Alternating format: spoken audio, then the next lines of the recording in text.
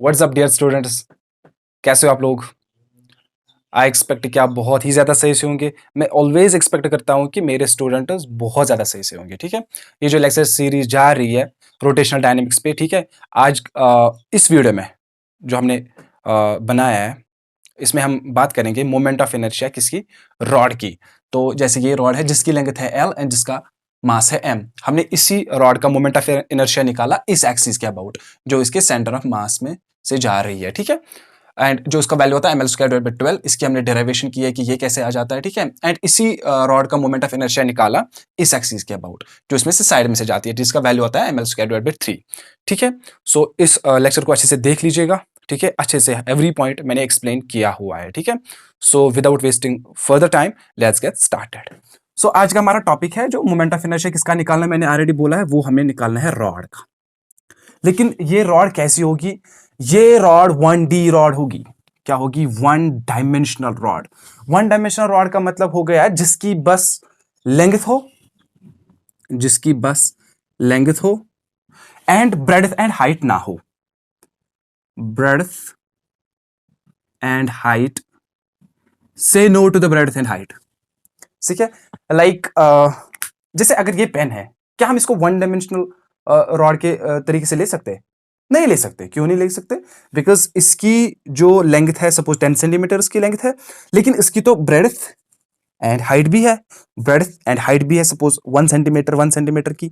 ठीक है, तो हम इसको 1 डायमेंशनल रॉड कंसिडर नहीं कर सकते यहाँ पे। तो 1 डायमेंशनल रॉड की जो सबसे मोस्ट अप्रोप्रिएट एग्जाम्पल है वो है आपका हेयर। ओके, जिनका हेयर फॉल हो रहा है वो देख ले, अपना अपना हेयर निकाले। ठीक है, एंड देख ले कि वो उसकी बस लेंथ होती है, ब्रेड्थ एंड हाइट नहीं होती है, मतलब अप्रोक्सीमेटली 0 हो जाती है। ठीक है, सो उसका क्या मतलब है, मतलब लाइक अगर ये रॉड है, ठीक है, कौन सी रॉड होगी, 1 डायमेंशनल रॉड जिसकी बस लेंथ है। सपोज हमारे पास जो रॉड है उसकी लेंथ है L एंड उस रॉड का मास है M। सही है, कुछ ना कुछ तो मास होगा ना रॉड का, कुछ ना कुछ तो लेंथ होगी। सपोज इसकी जो लेंथ है वो है L एंड इसका जो मास है वो है M। हमें इसी रॉड का मोमेंट ऑफ इनर्शिया निकालना है। लेकिन अगर आपने वीडियोस देखे होंगे एंड जो मेरे से पढ़ते हैं उनको पता है कि हमें मोमेंट ऑफ इनर्शिया निकालने के लिए बहुत एक इंपॉर्टेंट चीज है, वो क्या है, एक्सिस ऑफ रोटेशन। किस एक्सिस ऑफ रोटेशन के अबाउट मोमेंट ऑफ इनर्शिया निकालना है और निकाला जाता है। हमें पता है कि मोमेंट ऑफ इनर्शिया ऐसी क्वांटिटी है जो डिपेंड करती है एक्सिस ऑफ रोटेशन पे। ओके, सपोज मैं इस रॉड को इस एक्सिस के अबाउट घुमाऊं और इस एक्सिस के अबाउट घुमाऊं। ओके, सपोज इसको कंसिडर कर लो अभी के लिए 1 डायमेंशनल रॉड। ठीक है नहीं, मतलब कि सपोज मैं इसको ऐसे ऐसे रोटेट करूं, ठीक है, ऐसे ऐसे, यू अंडरस्टैंड। तो इट सीम्स कि जैसे एक एक्सिस जा रही है इसके सेंटर ऑफ मास में से। सेंटर ऑफ मास मतलब, सेंटर ऑफ मास मतलब जहां पे ऐसा फील हो कि उस सारे ऑब्जेक्ट का मास उसी एक पॉइंट पे है। देखो मैं इसको होल्ड कर सकता हूं एक ही पॉइंट पे, ये है इसका सेंटर ऑफ मास। एक्चुअली आपको पता होना चाहिए कि जो सिमेट्रिकल ऑब्जेक्ट्स होते हैं, सिमेट्रिकल ऑब्जेक्ट, सिमेट्रिकल ऑब्जेक्ट समझते हो, जो मतलब सेम दिखे। अगर हम इस साइड में दिखे सेम है, इस साइड में दिखे सेम है, मतलब कि इक्वल डिस्ट्रीब्यूशन ऑफ मास हो। ठीक है, ऐसा नहीं है कि इस साइड में 10 किलो है, इस साइड में 2 किलो है। ठीक है, उसको सिमेट्रिकल बॉडीज नहीं बोलते हैं। ठीक है, सिमेट्रिकल बॉडीज का जो सेंटर ऑफ मास होता है वो उनके ज्योमेट्रिकल सेंटर पे होता है, ज्योमेट्रिकल सेंटर पे। अगर ये एक सिमेट्रिकल ऑब्जेक्ट है, इसका सेंटर ऑफ मास यहां पे होगा, बिकॉज यही इसका ज्योमेट्रिक सेंटर है। सपोज हमारे पास डिस्क है, वो भी सिमेट्रिक है। ठीक है, उसका centre of mass geometric centre पे। ओके, तो हम इस रॉड का मोमेंट ऑफ इनर्शिया निकालेंगे दो एक्सिस के अबाउट। इनके अबाउट, दो एक्सिस के अबाउट। एक एक्सिस जो इसके बीच में से जाती है, इसके सेंटर ऑफ मास में से जाती है, एंड दूसरी एक्सिस कहां से जाती है, जो इसके साइड में से जाती है। ऐसे दोनों एक्सिस के अबाउट हम मोमेंट ऑफ इनर्शिया निकालेंगे। एक का हम देखेंगे कैसे निकालते हैं और दूसरे में बहुत ही ज्यादा इजी है, बस वैल्यू चेंज करना है। आपको पता है कौन सा वैल्यू चेंज करना है, इंटीग्रेशन के लिमिट्स चेंज करने हैं, वो हम सीख लेंगे। ओके, सो सी पहला वाला केस करते हैं। ठीक है, पहले वाले केस में क्या करते हैं, पहले वाले केस में करते हैं एक एक्सिस जो इसके सेंटर ऑफ मास में से जाती है। ठीक है, ये वो रॉड है, एक एक्सिस इसके सेंटर ऑफ मास में, ये इमेजिनरी एक्सिस होती है। ठीक, तो जैसे मैं इसको ऐसे रोटेट कर रहा हूं, ओके, एंड ये रोटेट हो रही है। ठीक है, तो हमें इसी रॉड का मोमेंट ऑफ इनर्शिया निकालना है। ठीक है, तो देखो हमने देखा है कि जो moment of inertia discrete system की जो फॉर्मूला है वो हम ऐसे लिखते हैं, ठीक है। Moment of inertia summation of M I R I square where I run is from 1 to n। मतलब अगर ये एक्सिस ऑफ रोटेशन है एंड यहाँ पे एक मास है सपोज m1 एंड इसकी दूरी है from the axis of rotation important r1 and यहाँ पे दूसरा मास m2, चलो यहाँ पे लिखते हैं, पता नहीं वहाँ पे दिखाई दे रहा है कि नहीं, m2 इसकी दूरी है r2। ओके, अगर मुझे इसका मोमेंट ऑफ इनर्शिया निकालना है इस सिस्टम का m1 r1 square plus m2 r2 square, इसी तरीके से बहुत सारे होंगे तो plus dash dash dash and बाद में उनका समेशन निकालेंगे, ठीक है, summation of M I R I square. And बाद में मैंने ये भी बोला कि हम इस फॉर्मूला को यूज नहीं कर सकते कॉन्टिन्यूअस सिस्टम में, ये फॉर्मूला एप्लीकेबल नहीं है, continuous system not applicable. Because continuous system में क्या हो जाता है, कॉन्टिन्यूअस सिस्टम में हमें पता ही नहीं होता है कि कौन सा मास कहां पे है। यहाँ पे अच्छे से दिखाई देता है ये वाला मास यहाँ पे इसकी दूरी r1 है, ये वाला मास यहाँ पे है, इसकी दूरी r2 है, ठीक है। लेकिन यहाँ पे तो जैसे ये रॉड है कॉन्टिन्यूअस सिस्टम, ठीक है, तो यहाँ पे पता चल जाता है आपको कौन सा मास कहां पे है, नहीं, क्योंकि ये तो कॉन्टिन्यूअस सिस्टम है ना, ये तो कॉन्टिन्यूअस डिस्ट्रीब्यूशन ऑफ मास है। यहाँ पे एक मास एक जगह नहीं है, दूसरा मास दूसरी जगह, सही है, तो हम इस फार्मूला को इस्तेमाल नहीं कर सकते। तो मैंने आपको एक और फार्मूला बोली थी ऐसे कॉन्टिन्यूअस सिस्टम के लिए, dmr स्क्वायर। ओके, सो अगर वो वाले वीडियोस नहीं देखे हैं, बिकॉज ये कॉन्टिन्यूअस सिस्टम का दूसरा वीडियो है, तो अगर वो वाले वीडियोस नहीं देखे हैं तो उनको जाके देख लो। अगर समझ आती है ये वाली फार्मूला तो कोई जरूरत नहीं है, ठीक है। तो ये इस वाले फार्मूला का हम यूज करेंगे इस मोमेंट ऑफ इनर्शिया को निकालने के लिए, ठीक है। तो सी हमारी फार्मूला क्या है, जो moment of inertia continuous system के लिए वो dmr स्क्वायर है। और मैंने आपको यह भी बोला कि ये इंटीग्रेशन के limits, lower limit and upper limit ऐसे होते हैं कि सारी की सारी बॉडी आ जाती है। ओके, सो सी हम क्या करेंगे, हम यहां पे इस रॉड को हम तोड़ेंगे छोटे छोटे एलिमेंट्स में। जैसे यहां पे मैं इस रॉड को यहां पे एक dx एलिमेंट लिया, बहुत छोटा एलिमेंट, एंड उस dx एलिमेंट का मास है dm। ओके, यहां पे एक और dx एलिमेंट लिया, उसका मास है dm, सही है। सो एक छोटे एलिमेंट का जिसका मास है dm, उसकी दूरी सपोज फ्रॉम द ओरिजिन है x। ओके, बिकॉज मैंने रॉड को रखा अलोंग द x एक्सिस, जैसे ये वो एक्सिस है एंड यहां पे ओरिजिन है एंड यहां पे मैंने dx एलिमेंट काटा जिसका मास है dm। ये कितना दूर है, x दूर है फ्रॉम द ओरिजिन और from the axis of rotation, because axis यहां से जा रही है, ठीक है। तो उस छोटे एलिमेंट का वो जिसका मास है dm, उसका moment of inertia dmx square है। ओके, उसका मास एंड उसकी दूरी from the axis of rotation, ठीक है। उसी तरीके से बहुत सारे मास, ये वाला मास दूसरा यहां पे लेते हैं, तीसरा यहां पे लेते हैं, फोर्थ वाला यहां पे लेते हैं, ठीक है। उसी तरीके से अगर मुझे सारे मासेस का मोमेंट ऑफ इनर्शिया निकालना है तो मैं टोटल मोमेंट ऑफ इनर्शिया लिखूंगा dmx स्क्वायर। एक्चुअली ये फॉर्मूला यही है, बस यहां पे हमारा r था एंड यहां पे हमारा x है, बिकॉज मैंने रॉड को रखा along the x axis. Okay, ये वाले वहां पे जहां पे सपोज हमारा कोई जैसे ये कोई ऑरेंज है, ओके, सुफियर है, सॉलिड सुफियर, ठीक है। मैंने अंदर कोई एक dm एलिमेंट ले लिया एंड सपोज ये वो एक्सिस ऑफ रोटेशन जो इसके सेंटर ऑफ मास में जाती है, इसकी दूरी r लिखेंगे, x नहीं लिखेंगे, बिकॉज ऑब्जेक्ट 3 डायमेंशनल है, यहां पे ऑब्जेक्ट 1 डायमेंशनल है, दैट्स व्हाई यहां पे हमने x ले लिया। ओके, सो ये वाली फॉर्मूला है जो हम यूज करेंगे।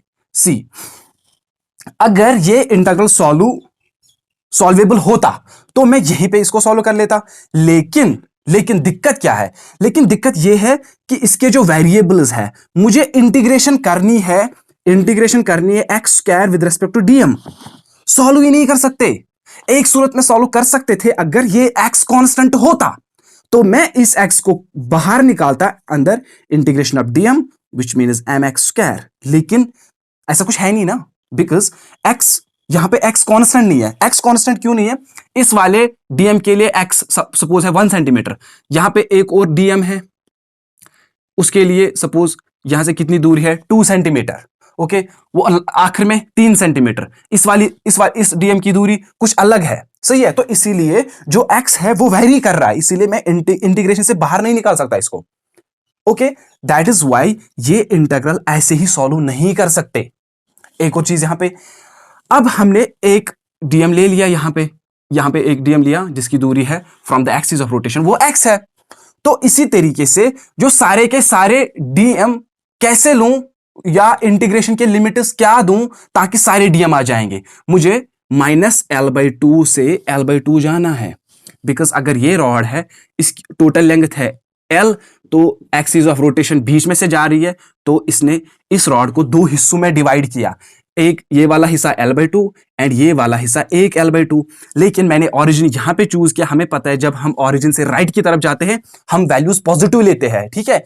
एंड जब हम ऑरिजिन से लेफ्ट की तरफ जाते हैं तो हमारे जो कोऑर्डिनेट्स है वो नेगेटिव आ जाते हैं, ठीक है। इसलिए मैं इसका कोऑर्डिनेट -L/2 लूंगा एंड इस वाले का +L/2 लूंगा। ओके, तो हमारे जो लिमिट्स है वो -L/2 से +L/2 रहेंगे ताकि सारे डीएम आ जाएंगे। ओके, सो अब हमारा काम क्या है? सो हम यहां पे एक ट्रिक यूज करेंगे और हम यहां पे इसको थोड़ा मैनिपुलेट करेंगे। क्या करेंगे? हम लिखेंगे जो dm, we will write dm in terms of x. अगर हमने डीएम को लिखा इन टर्म्स ऑफ एक्स तो हम इस इंटीग्रल को सॉल्व कर सकते हैं। तो वही हमारा काम है। हम क्या करेंगे? हम डीएम को लिखेंगे इन टर्म्स ऑफ एक्स एंड हमारा काम बन जाएगा, हम इंटीग्रल को सॉल्व कर पाएंगे। ओके, जैसे जैसे हमने डिस्क में किया, ओके, जैसे जैसे हमने वहां पे उसको सिलेंडर में किया था, ठीक है। तो वहां पे ये इस वाले लॉजिक का यूज करेंगे। स्फीयर में भी ऐसे ही करते हैं, ठीक है। तो वहां पे क्या, इस वाले डीएम को लिखते हैं इन टर्म्स ऑफ एक्स, तो वही वाला लॉजिक यहां पे यूज करेंगे। तो सी देख लेना, यहां पे जो इसकी लेंथ है वो L है एंड इसका मास है M। हम एक टर्म डिफाइन करेंगे, उसको हम बोलते हैं लीनियर मास डेंसिटी। क्या बोलते हैं? Linear mass density. See linear mass density, linear mass density हमें यह बोलता है लैम्डा, विच मीन्स मास पर यूनिट लेंथ। वो हमें बोलता है कि कितना मास है एक यूनिट लेंथ में। ओके, सपोज ये एक रॉड है, ओके, एंड इसका जो मास है, सपोज इसका मास है 16 kgs, ओके, एंड इसकी लेंथ है 12 kgs, रखते हैं 12 kgs, एंड इसकी जो लेंथ है वो है 4 सेंटीमीटर, ठीक। तो ये बोलता है कि कितना मास है एक यूनिट लेंथ में। एक यूनिट लेंथ मतलब 1 सेंटीमीटर में और 1 मीटर में और 1 किलोमीटर में। सिंस लेंथ है सेंटीमीटर में, तो यहां पे 1 यूनिट लेंथ बन जाएगा 1 सेंटीमीटर से। मैंने ऑलरेडी वीडियो बनाई लेकिन फिर भी यहां पे रिपीट कर रहा हूं, ठीक है। सो ये बोलता है हमें कितना मास है एक यूनिट लेंथ में। सी अगर पूरा मास है इसका 12 kgs, पूरे रॉड का मास है 12 kgs एंड इसकी लेंथ है 4 सेंटीमीटर, तो मैं इसको 4 सेंटीमीटर में डिवाइड करूंगा, 1 सेंटीमीटर, दूसरा सेंटीमीटर, तीसरा सेंटीमीटर एंड ये वाला 4 सेंटीमीटर। क्या आप मुझे बता सकते हो अगर पूरा मास है 12 kgs एंड इसकी लेंथ है 4 सेंटीमीटर तो 1 सेंटीमीटर में कितना मास आ जाएगा? 3 kgs। यहां पे 3 kgs रखेंगे, यहां पे 3 kgs, यहां पे 3 kgs, यहां पे 3 kgs, 3 3 6 9 12 kgs बन जाएगा, ठीक है। सो लैम्डा यहां पे कितना बन गया? 3, बिकॉज लैम्डा बात करता है मास पर यूनिट लेंथ। यहां पे मास कितना है 1 सेंटीमीटर में, वो कितना आया? 3। सो यहां पे लैम्डा बन गया 3। हम इसको एक और फॉर्मूला से लिख सकते हैं। अगर मैं total mass divide by total length करता, टोटल मास कितना है 12 kgs का, ओके, एंड टोटल लेंथ कितनी है 4 सेंटीमीटर की, यहां से भी वही आ जाता, ठीक है। सो लैम्डा इज 3 और total mass divided by total length, ये है लैम्डा। ओके, सॉरी इलेक्ट्रिसिटी का कुछ दिक्कत है। तो सी अब क्या हम करेंगे? हम चूज करेंगे एक लेंथ एलिमेंट जिसकी लेंथ है dx एंड जिसका मास है dm। सी हमने देखा जब हमारे पास, ये फॉर्मूला लिख के रख लेना, देखो हमने देखा कि जब हमारे पास यहां से लेंथ ले लेते हैं एंड यहां से मास लेते हैं, जब हमारे पास लेंथ है 1 सेंटीमीटर की, तो मास कितना है? लैम्डा। बिकॉज लैम्डा बात करता है मास पर यूनिट लेंथ की, हमने लेंथ ली 1 यूनिट की, तो मास कितना आएगा? लैम्डा। अगर लेंथ है 2 सेंटीमीटर की, तो ये कितना बन जाएगा? 2 लैम्डा। अगर ये है 3 सेंटीमीटर की, ये कितना बन जाएगा? 3 लैम्डा। अगर मैं लूंगा जो मेरा एलिमेंट है जिसकी लेंथ है dx सेंटीमीटर, तो उसका मास कितना बन जाएगा? dx into lambda. ओके, बहुत ही सिंपल है। ओके, अगर लेंथ है 1 सेंटीमीटर की, तो लैम्डा, जैसे यहां पे 1 सेंटीमीटर की, तो मास है 3 kg। 2 सेंटीमीटर की अगर मेरे पास लेंथ एलिमेंट इतना होता, ठीक है, तो मास कितना बचा? 3 तो यहां से भी 2 इंटू 3 हो गया ना 6 वही। अगर मेरे पास 3 सेंटीमीटर की लेंथ है, तो मास कितना बन जाएगा? 3 इंटू 3, बिकॉज लैम्डा है 3, हो गया 9, 3 आपको समझ आ रहा है? इसी तरीके से अगर मेरी लेंथ है dx सेंटीमीटर, तो मास कितना बन जाएगा? ऑब्वियसली हम उसी लेंथ को मल्टीपल करते हैं लैम्डा के साथ। ओके, ये वाला बहुत ही ज्यादा इंपॉर्टेंट है एज यूजुअल। सही है, तो यहां से हम क्या करेंगे? देखो, हमने देखा जो dx एलिमेंट है, जो हमने चूज किया था dx एलिमेंट, उसका मास हमें आया dx into lambda, dx into lambda. लेकिन उसका मास कितना था? उसका मास था dm, बहुत छोटा मास, तो वो दोनों बराबर होंगे। आप फिर से देख लो इस चीज को। जब मैंने dx सेंटीमीटर की लेंथ ले ली, उसका मास आया dx इंटू लैम्डा, लेकिन उसका मास कितना था? उसका मास तो dm था ना, तो ये दो बराबर होंगे। तो सी हमने देखा, जो जो फॉर्मूला में ऐसे था, -l/2 to +l/2, okay, and dmx², ये था मोमेंट ऑफ इनर्शिया की फॉर्मूला। देखो, मैंने आपको बोला कि हम dm को लिखेंगे इन टर्म्स ऑफ x, तो सी यहां पे हमने लिखा dm in terms of x। See dm equals lambda times dx, तो हम उस चीज को सब्स्टिट्यूट करेंगे यहां पे। ओके, सो हमारा मोमेंट ऑफ इनर्शिया बन जाएगा integral -l/2 to +l/2, and dm के बदले क्या लिखेंगे? लैम्डा dx, और यहां पे खुद का x² है। अब ये इंटीग्रल बहुत ही ज्यादा इजी है सॉल्व करना, बिकॉज लैम्डा जो है यहां पे ये कांस्टेंट है, बिकॉज लैम्डा का वैल्यू है मास पर यूनिट लेंथ, मास कांस्टेंट है, लेंथ कांस्टेंट है। सो इन दो को बाहर निकालते हैं और हमारा इंटीग्रल सॉल्व हो जाएगा। ओके, सी। तो देखा मतलब कैसे फिजिक्स में मैनिपुलेशन करते हैं कि एक चीज को दूसरे से सब्स्टिट्यूट करते हैं, लेकिन सब्स्टिट्यूशन वैलिड होनी चाहिए। ऐसे नहीं है कि मैं कोई भी वैल्यू रख लूं। यहां पे समझ लेना, dx जो लेंथ है उसका मास है dx इंटू लैम्डा, लेकिन उसका एक्चुअल मास था dm। Okay, C. एंड ये भी याद रखना, lambda was m/l।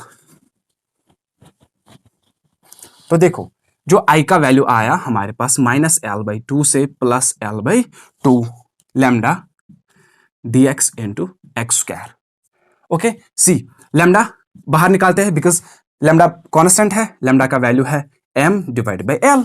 Okay, integral अंदर क्या रहा? x² dx। ओके, लैम्डा का value m/l, total mass divide by total length, इसका limits -l/2 to +l/2। Okay, x² dx का इंटीग्रेशन x³/3, कहां से लिमिट्स? -l/2 से +l/2। ओके, m/3l, इस 3 को इसके साथ कनेक्ट कर दे। Okay, x³ -l/2 to +l/2। Okay, यहां पे लिख देता हूं m/3l, और इसके वैल्यूज पहले l/2 डाल देते हैं, प्लस वाला माइनस करते हैं, -l/2 का cube. Okay, m/3l, l³/8, minus, and इसका माइनस बाहर आ जाएगा एक, बिकॉज -1 का क्यूब आएगा -1, ओके, प्लस बन जाएगा l³/8। ओके, इसको लिख सकते हैं m/3l, okay, 2 times l³/8, because l³/8 एक, l³/8 8 दूसरा, सो 2 times l³/8। Okay, 2 4s are 8, सो वो बन जाएगा I इक्वल्स m/3l, अंदर क्या रहा? l³/4, l³/4, l इसके साथ एक खत्म हो जाएगा, ml²/4 3 12, ml²/12।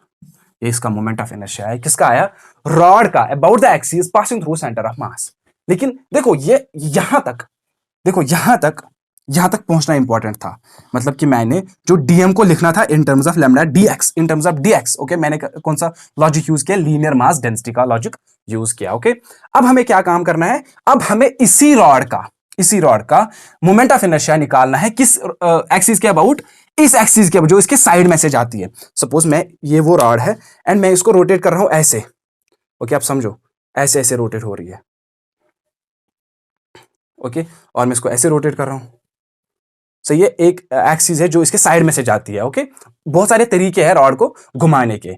एक पहले ऐसे लग रहा था कि एक्सिस बीच में से जाती है, एंड दूसरे वाले केस में ऐसे लगना चाहिए कि एक्सिस यहां से साइड में से जा रही है। ओके, ऐसे ऐसे, तब भी रोटेशन ही है। ओके, तो उस वाले केस में हमें क्या करना है? उस वाले केस में बस हमें इंटीग्रेशन के लिमिट्स चेंज करने हैं। ओके, देखो इस वाले केस में क्या है? इस वाले में केस ऐसे है एंड एक्सिस ये है, तो हमने एक्सिस को कहां पे रखा? ओरिजिन पे रखा, एंड इसकी टोटल लेंथ एल है। सो इंटीग्रेशन मतलब कि मैं क्या करूं कि सारे डीएम आ जाएंगे। यहां पे एक डीएम है, यहां पे एक और डीएम है, यहां पे एक और डीएम है। मैं इंटीग्रेशन को 0 टू एल लूंगा ताकि सारे डीएम आ जाएंगे। ओके, यही वाला है यहां पे, बस इंटीग्रेशन के लिमिट्स चेंज करने हैं। ओके, सो सी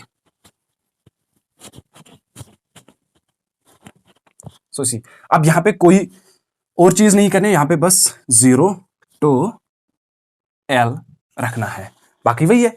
ओके, लेमडा को बाहर निकालते हैं as usual, 0 to l x square dx. Okay, lambda क्या है? Total mass divide by total length.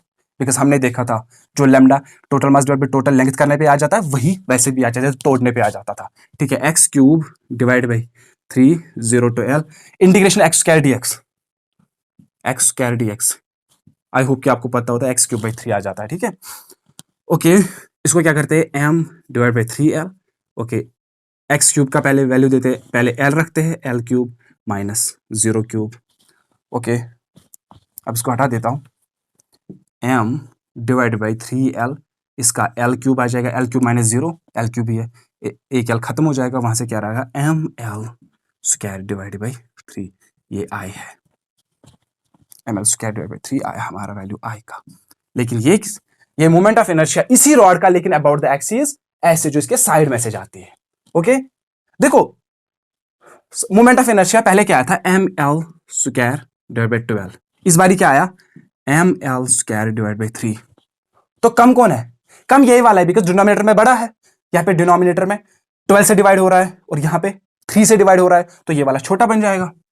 Okay, and ये वाला बड़ा बन जाएगा। सो मोमेंट ऑफ इनर्शिया एक्सिस जो इसके सेंटर ऑफ मास में जाती है, उसके अबाउट कम वैल्यू निकल आता है, एंड जो इसके साइड में से जाती है उसका वैल्यू ज्यादा आ जाता है। ठीक है, बाद में जब हम पढ़ेंगे पैरेलल एक्सिस थ्योरम, तो ये वाला बहुत ईजी है निकालना, इंटीग्रेशन करने की जरूरत ही नहीं है।